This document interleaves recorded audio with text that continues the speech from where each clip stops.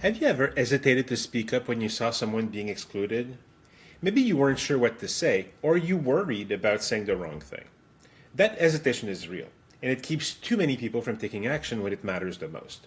But here's the thing, being an ally is not about being perfect.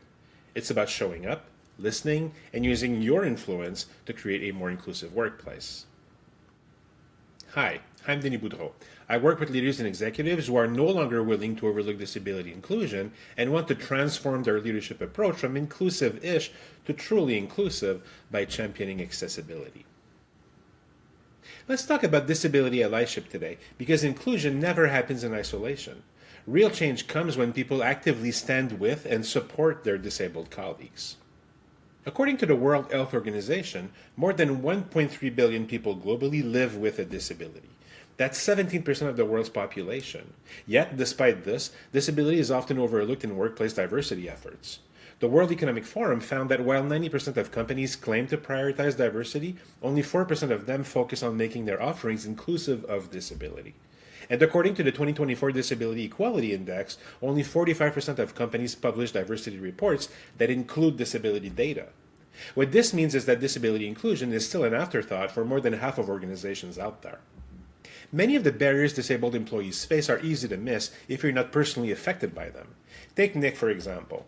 He's a 32-year-old colorblind software manager struggling with severe red-green color perception deficiencies. His company uses color-coded task management tools, assuming everyone can differentiate between red for urgent, yellow for in progress, and green for completed. For months, Nick had to work harder than his peers just to keep up. He's had to memorize workflows and ask colleagues to clarify statuses that were otherwise obvious to everyone else.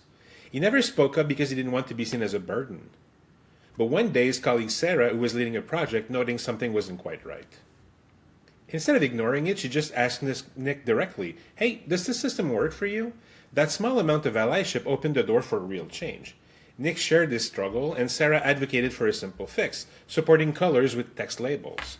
It was a tiny adjustment, but one that removed a barrier for Nick and made work easier not just for him, but for anyone with visual impairments.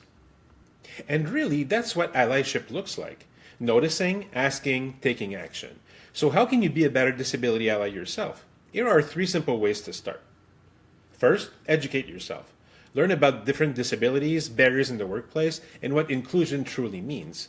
Listen to disabled voices, not just in training sessions, but in everyday conversations as well. Second, amplify. If a disabled colleague speaks up about a challenge, support their voice instead of waiting for leadership to address it. Allies don't just observe problems, they proactively advocate for solutions. And third, check your everyday habits. Does your workplace assume one-size-fits-all approaches work for everyone? From meetings to technology to communication styles, small adjustments like adding captions to videos or ensuring documents are screen reader friendly will make a huge difference for some people.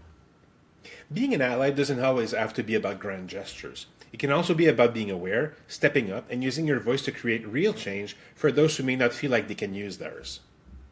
So here's your challenge for this week. Think about your workplace. Have you ever noticed a barrier that affected a colleague but you weren't sure how to address it? Maybe you saw someone struggle in a meeting with technology or in workplace communication and you just didn't quite know if you should say something. What's one small action that you can take today to make a difference? I'd love to hear from you. Have you ever experienced allyship in action, either giving or receiving support? Share your thoughts in the comments. And if you're ready to move beyond inclusive-ish and start leading with purpose, hit subscribe and join me for more insights on inclusive leadership. Thank you for watching, and I'll see you in the next one.